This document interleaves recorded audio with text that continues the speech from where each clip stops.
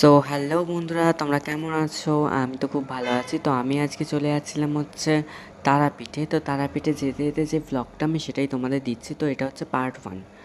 তো এই যে প্রথমেই আমি গাড়িতে বসে পড়লাম, বা গাড়িতে বসে পড়ে তারপরে গেটটা আটকে দিলাম। আর খুবই সকাল সকাল আমরা বেরিয়েছিলাম, কিন্তু যেতে তবুও লেট হয়ে গেছিলো অনেকটাই। মানে আমরা তাও বেরিয়েছিলাম হচ্ছে 8টা বা 8:30টার দিকে, আর আমরা পৌঁছেছিলাম হচ্ছে তাও প্রায় সন্ধে বলাটা ভুল, মানে দুপুর বা বিকেল বিকেল হয়ে গেছিলো। তো যাই হোক, মানে প্রায় বিকেলই হয়ে গেছিলো বলা যেতে পারে। তো তারপরে আমি এই এয়ারপোর্টের রাস্তাটা ধরে নিলাম। তারপরে যেতে যেতে এই যে দেখতেই পাচ্ছ এখান দিয়ে ওই ওই সেই একটা মুভির মানে ফেমাস ডায়লগ আমার মনে পড়ছে, যাই হোক বাদ দাও, স্কিপ করে যাও। তো তারপরে আমরা এখান থেকে যেতে লাগলাম, আর প্রচুর পরিমাণে ভিড় ছিল, রাস্তা জ্যাম ছিল। তারপরে এই যে মা ভবতারিণীকে একটু দর্শন করে নিলাম। এখানে দেখতেই পাচ্ছ তোমরা দক্ষিণেশ্বরের মন্দিরটা, তারপরে এসে গঙ্গার ঘাট। তারপরে নেমে একটু পেট পুজো করার জন্য একটু নেমে পড়লাম গাড়ি থেকে। আবার তারপরে খিদে পেয়ে গেলাম, নেমেই একটু ভাবলাম যে ঝালমুড়ি নিয়ে নেবো। তো দেখলাম যে ঝালমুড়িটা এখানে দুজন বসে আছে, তো দুজনের সঙ্গে ঝগড়া লেগে গেছিলো কার থেকে নেব।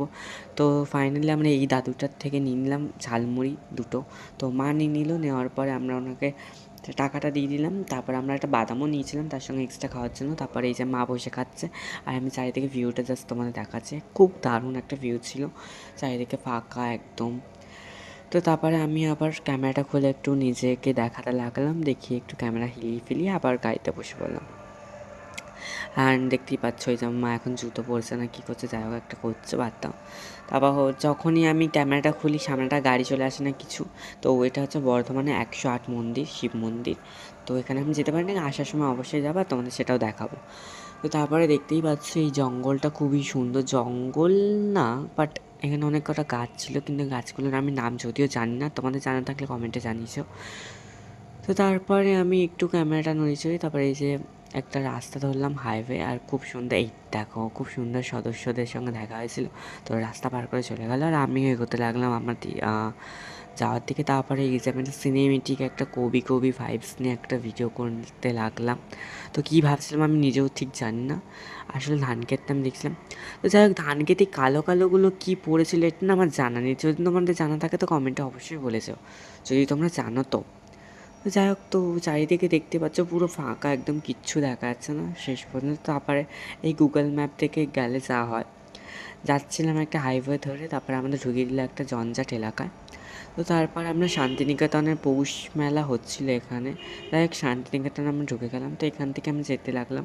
তো যেতে যেতে আমরা এই রাস্তাটা ধরে নিলাম, এই রাস্তাটাও খুব সুন্দর ছিল, দুপাশ থেকে গাড়ি ছিল।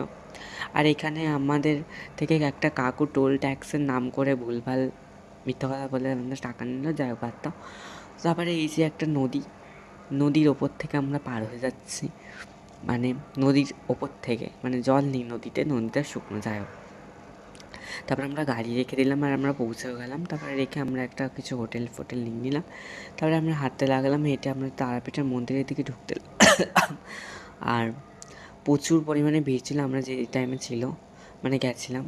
তো ভিড়টা স্কিপ করে ঠেলে গুতিয়ে ঢুকতে লাগলাম। ঢুকে ঢুকে আমরা একটু মানে শ্মশানটা ঘুরতে মানে শ্মশানের দিকটায় গেলাম। তো শ্মশানে গিয়ে দেখলাম খুব পরিমাণে ভিড়, আর ওখানে খুব সুন্দর গান টানও হচ্ছে, আর এখানে খুব সুন্দর সুন্দর জিনিসও বিক্রি হচ্ছিলো, কিন্তু প্রচুর মারাত্মক দাম ছিল, তাই কিনিনি।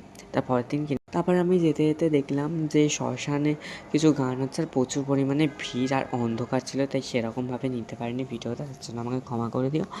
যাই হোক, প্রচুর ভিড়ও ছিল, অন্ধকারও ছিল, কিন্তু খুব সুন্দর ছিল জায়গাটা।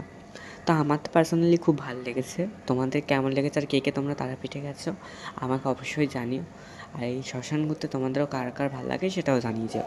তারপরে এইটা হচ্ছে তোমার বলি দেয় সেটার জায়গা, আর সামনে একটা কিছু রাখা ছিল, আমি সেটা জানি না কি রাখা ছিল, যাই হোক মন্দির করা। তারপরে এই যে এখানে গান হচ্ছিলো খুব দারুণভাবে। তারপরে আমি দুটো ব্রেসলেট কিনে নিলাম এই যে। আর এই যে নন্দী মহারাজের সঙ্গে দেখা হলো। তারপরে এর মাথায় একটু হাত ফাত বুলিয়ে নিলাম, বুলিয়ে নিয়ে আমরা ফুচকা খেতে গেলাম। তো ফুচকাটা খুব দারুণ ছিল। তো আজকের ব্লগটা আমি এখানেই শেষ করলাম, আর ব্লগটা ভালো লাগলে অবশ্যই লাইক কমেন্ট আর সাবস্ক্রাইব করতে ভুলো না। তো আবার আসছি পার্ট 2 নিয়ে খুব তাড়াতাড়ি, টাটা।